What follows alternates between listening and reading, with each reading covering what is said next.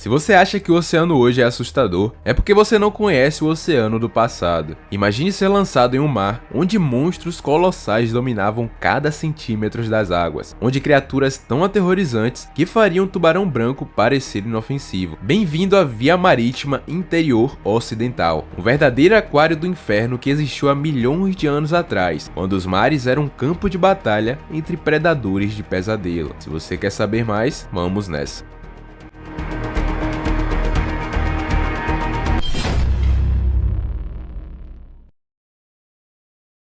Imagine um oceano tão vasto que dividia um continente ao meio, transformando a América do Norte em duas ilhas isoladas. Esse era o Oceano da América do Norte, um mar pré-histórico que dominou a região por 34 milhões de anos, desde o início do Cretáceo até o impacto do asteroide que extinguiu os dinossauros. Suas águas eram quentes, rasas e repletas de vida, mas não do tipo que você gostaria de encontrar. Com até 3.200 quilômetros de extensão e uma profundidade média de apenas 50 metros, esse era um ambiente onde predadores gigantes poderiam caçar com facilidade, transformando cada recanto em uma armadilha mortal. O clima tropical e as correntes ricas em nutrientes criavam um paraíso para criaturas monstruosas, mas também um pesadelo para qualquer presa. Nas partes mais profundas, onde a luz do sol mal penetrava, sombras alongadas se moviam, mosassauros à espreitas, tubarões pré-históricos em emboscadas rápidas e colossais moluscos flutuando. Nas águas costeiras, onde as ondas quebravam sobre os recifes, crocodilos gigantes esperavam por dinossauros desavisados que se aproximavam para beber água. E no meio disso tudo, peixes gigantes com mandíbulas capazes de engolir um homem inteiro nadavam nas águas abertas. E então, em um piscar de olhos geológico, tudo isso acabou. O asteroide que exterminou os dinossauros também varreu esse aquário do inferno, deixando apenas fósseis como lembrança de um tempo em que os oceanos eram o verdadeiro reino do terror. Dominando as águas pré-históricas com uma supremacia inquestionável, os mosassauros eram os verdadeiros soberanos desse oceano. Imagine répteis marinhos que combinavam a agilidade de um tubarão com a força bruta de um crocodilo, tudo em corpos que podiam atingir até 17 metros de comprimento, dimensões que faziam até os maiores dinossauros terópodes parecerem criaturas modestas. Esses monstros marinhos eram máquinas de matar perfeitamente adaptadas, com corpos hidrodinâmicos que o tornavam predadores implacáveis em um ambiente onde a menor falha significava a morte. O Tilossauro, um dos mais temíveis representantes dessa linhagem, era particularmente aterrorizante, e ele esmagava suas vítimas usando impactos brutais para atordoar ou até mesmo quebrar ossos antes do abate final. Seus dentes serrilhados, curvados para trás como ganchos, garantiam que nenhuma presa escaparia uma vez capturada, enquanto seu tamanho colossal lhe permitia enfrentar até mesmo outros predadores de topo sem medo. Mas a verdadeira marca dos mosassauros estava em sua diversidade e adaptabilidade. Enquanto o Tilosaurus e o Mosasaurus hoffmanni reinavam como os grandes predadores no campo de batalha marinho, outras espécies como Platecarpus desenvolviam estratégias diferentes, mais ágeis e especializadas em caçar nas águas rasas, provando que esses répteis haviam conquistado todos os nichos possíveis no ecossistema. O Mosasauro, propriamente dito, elevava o terror a outro nível com sua mordida devastadora, capaz de exercer uma pressão 4 vezes maior que a de um crocodilo atual, suficiente para esmagar ossos e carapaças com facilidade. Seus dentes duplamente serrilhados agiam como facas de carne naturais, cortando através de músculos e tendões com uma eficiência cirúrgica. A supremacia dos mosassauros era tão absoluta que eles não apenas dominavam a cadeia alimentar, eles as redefiniram completamente. Fósseis mostram que esses répteis se alimentavam de tudo, desde peixes e lulas até outros répteis marinhos. Seu sucesso evolutivo foi tanto que no auge do período, mais de 10 espécies diferentes coexistiam no mesmo ambiente, cada uma ocupando seu próprio nicho predatório. Agora, enquanto nesse momento o Tiranossauro Rex reinava absoluto em terra firme, as águas da América do Norte eram dominadas por um predador igualmente aterrorizante, o Deinosuchus, um crocodilo pré-histórico que transformava rios e zonas costeiras em verdadeiras zonas de morte, com um tamanho que podia alcançar impressionantes 12 metros de comprimento e um peso de até 8 toneladas. Esse monstro não era apenas maior que qualquer crocodilo que existia, era uma máquina de matar tão eficiente que poderia ter enfrentado enfrentado um Tiranossauro Rex em combate direto. Seu crânio maciço, que media sozinho quase 2 metros de comprimento, abrigava uma das mordidas mais poderosas já registradas no reino animal, capaz de gerar uma força estimada em 100.000 newtons, suficiente para esmagar o crânio de um dinossauro de médio porte com uma única dentada.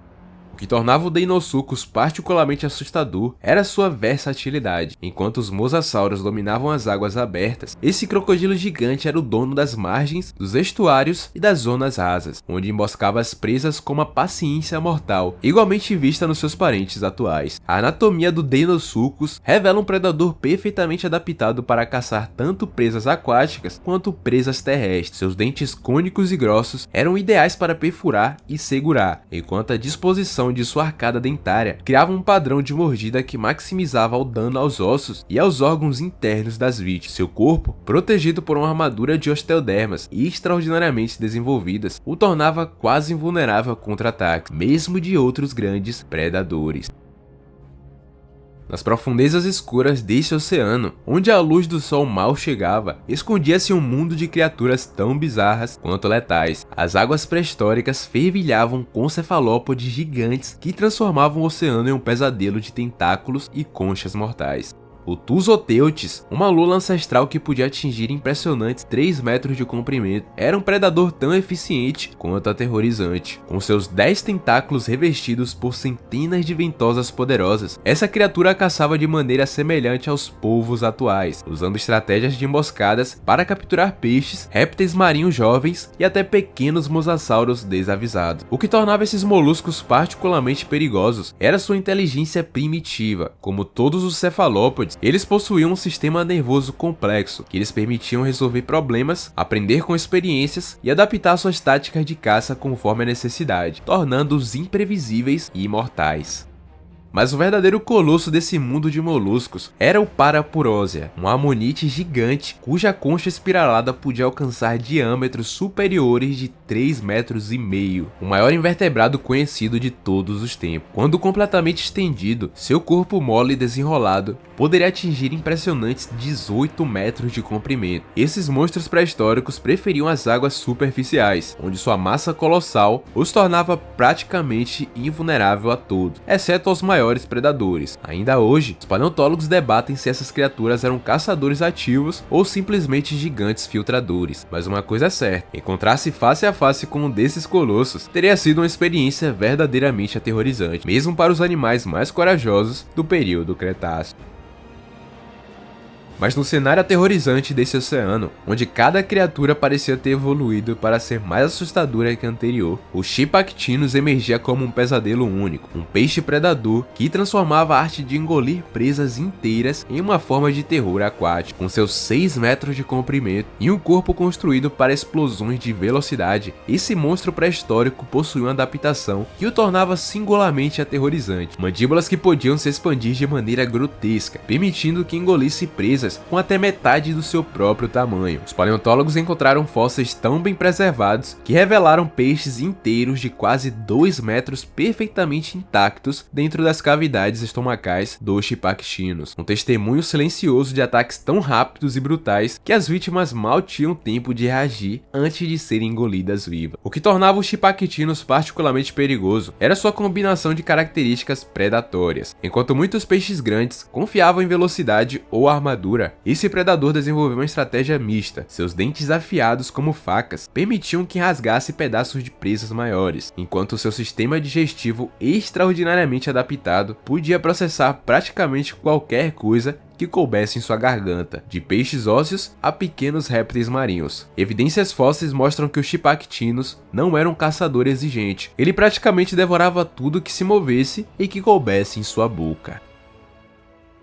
Agora, enquanto os mosassauros e crocodilos gigantes roubavam a atenção como os predadores mais icônicos, os verdadeiros senhores da persistência evolutiva eram os tubarões pré-históricos, criaturas que transformaram as águas cretáceas em um campo de batalha incessante. Diferente de seus primos modernos, esses tubarões antigos evoluíram em uma época onde a competição era feroz e apenas os designs mais brutais sobreviviam. O Cretoxirina era o ápice dessa linhagem assassina. Com seus 8 metros de de comprimento e um corpo construído para a velocidade pura. Esse predador conseguia atingir impressionantes 70 km por hora em curtas explosões. Seus dentes revestidos por uma camada extra de esmalte e com bordas afiadas como navalhas eram projetados para cortar através de carne, de osso e até de armadura natural, deixando marcas de mordidas tão distintas que os paleontólogos podem identificá-las em fósseis milhões de anos depois. O que tornava o Cretoxylina particularmente temível era o seu cardápio exclusivo. Enquanto outros predadores se concentravam com peixes